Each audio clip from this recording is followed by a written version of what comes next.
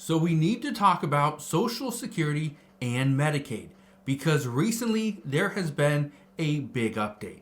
There has been a lot of talk regarding Social Security, regarding Medicaid, Medicare, SNAP benefits, all these different social programs. There's been a lot of discussions here.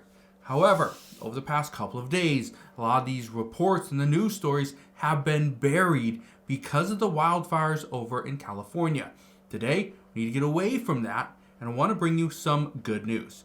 So I'm going to break all this down in just a moment, but all I ask is one thing. It takes 2 seconds. Go ahead, hit that like button if you enjoy these daily updates. And now, let's begin.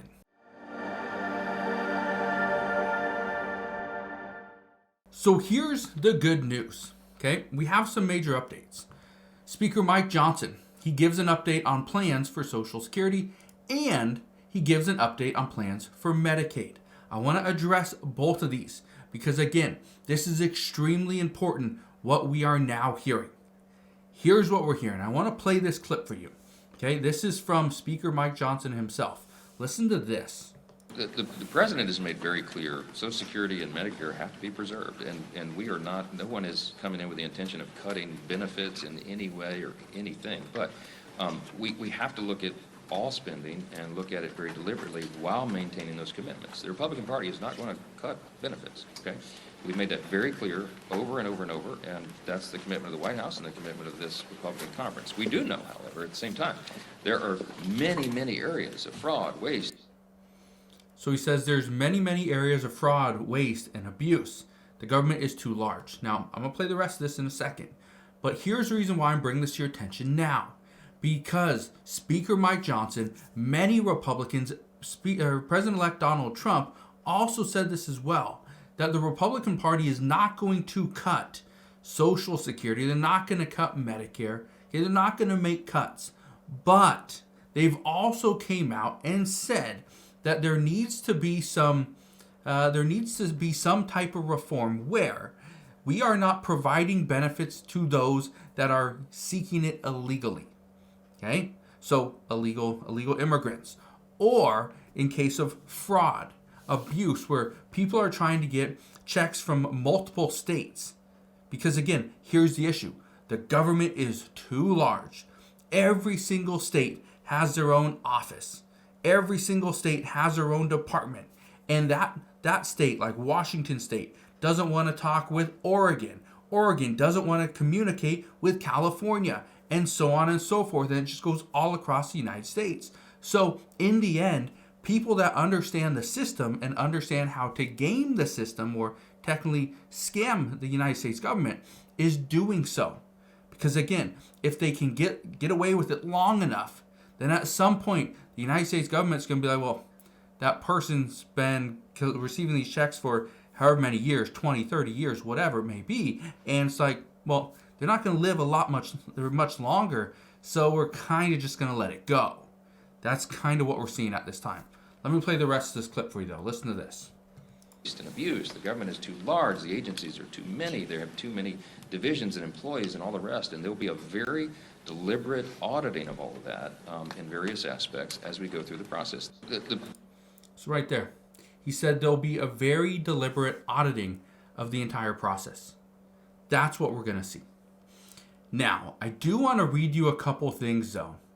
Okay, this is why I want to read you these. Because this, I think it's extremely important what we are now hearing. Look at this right here. This is for Social Security. Okay? It says, no one is coming in with the intention of cutting benefits in any way or anything. But we have to look at the spending and look at it very deliberately while maintaining those commitments. That's exactly what Mike Johnson said. Listen to this. Okay, this is from Kevin Thompson. He's a finance expert and founder and CEO of 99 Capital Group. He says this: Johnson has pledged that Republicans will withhold their commitment not to cut entitlement programs like Social Security. I believe they will avoid addressing the issue directly and leave it for the next administration to tackle, as this stance was a key part of their campaign. He says, however, if Trump were to seek a lasting legacy, something that aligns with his character, he might attempt to reinforce entitlement programs in a way that cements his place in history, much like FDR did with Social Security. Now, I want to touch on that one as well, because it's not just coming from this person, from this Kevin Thompson person. This has been coming from many people for many years, that the current administration will not touch Social Security, will not touch Medicare or Medicaid. They won't touch these programs because we paid into these programs. They won't touch them essentially because they want to push this off and push the burden off to the next administration. What we do know is that the Trump administration, which is coming in just 11 days on January 20th, they're only going to be in office for 4 years. Okay? He's already had his first stint as president. He's already done one term and served 4 years. He has one term left. These will be his last remaining 4 years. So, the Social Security Administration, or the Social Security Trust Fund, is to become insolvent by 2034. Some are expecting it's going to be 2032 or 2033, meaning Donald Trump and the Trump administration, who are coming into office in, again, 11 days, they're only going to serve until the beginning of 2029. Okay? Keep that in mind. 2029. Meaning they will not be in office. There's still 3, 4, 5 years before the Social Security Trust Fund becomes insolvent. Now, for Medicaid, that's a little different, okay, because it can become insolvent a little bit sooner. Now, I want to show you this as well. Okay, I want to read a little bit of this one right here. The Speaker, Mike Johnson, gives an update on plans for Medicaid. I want to read a little bit of this to you, okay? Look at this. It says right here, there's some talk about work requirements in various aspects, but we haven't determined the final parameters of it yet. That'll be a bicameral discussion. Okay, he's talking about Medicaid. There's going to be work requirements there. We know that. Okay, and the reason why I'm showing you that is because of this. Look at this right here. It says, could your SNAP food stamps benefits take a hit in 2025? I want to show you the 3 changes that are being proposed. Okay, look at this right here. First one, removing presidential authority to recalculate SNAP benefits. It says a bill in 2018 allowed the president to increase SNAP benefits, even if doing so would also increase the national debt as a response. The Washington Post noted that Republicans believe removing this power could reduce the deficit by as much as tens of billions of dollars. And it could. That's one. Limit food items that SNAP recipients can purchase. There's actually a person that's pushing for this as well. It says House Republicans have been pushing for some time with previous bills to limit which food items SNAP recipients can purchase with their benefit. Doing so could reduce SNAP costs. Here's the other thing that you need to keep in mind, though. By reducing the items that people can buy, here's the problem. It actually will increase the cost of the other items. Keep this in mind. Okay. Right now, there's a proposal on the table to eliminate junk food. Right. Eliminate junk food. This includes chips, sodas, things like that, candy bars. Because right now you can buy that with your EBT card or your SNAP benefits. So you can buy those things. Well, here's the issue. If we now eliminate those, so you can't buy a bag of chips, which again is junk food, but you can't buy chips.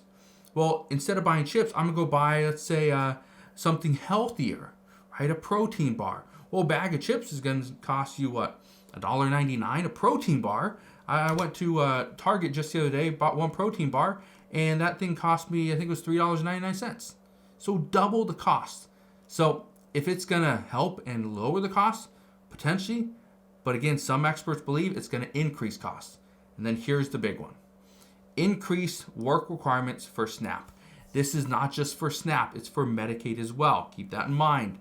Okay? It says the Washington Post reported that lawmakers are considering an expansion of work requirements for eligibility for SNAP to make benefits more difficult to attain. Not only are they trying to make it, okay, I'm not going to say this. In this article, it says trying to make it more difficult to attain. However, according to multiple reports, the reason why Republicans want to include work requirements is so if you are eligible to work, okay, you are capable of working and there's a job out there for you, but yet you turn it down to get government benefits makes no sense. Instead, you should go work. Now you're getting paid per hour or whatever, and you can use your hard-earned money to buy those exact same things. But for some people, they just want to take the easier way out. Others, they don't have the ability to go to work. Okay, they're not physically capable of working. Okay, so because of that, that's where they're looking at changing this at this time. So we'll see what happens there. But as of today, that is what we know. There's a lot of discussions happening. A lot of changes could be coming. But the good news is Republicans, even Speaker Mike Johnson, even President Trump himself have said Republicans will make no cuts to these programs. So we'll see what happens moving forward. But that is what we know as of today. So again, thank you guys for watching. Consider subscribing. And I'll see you guys on the next one.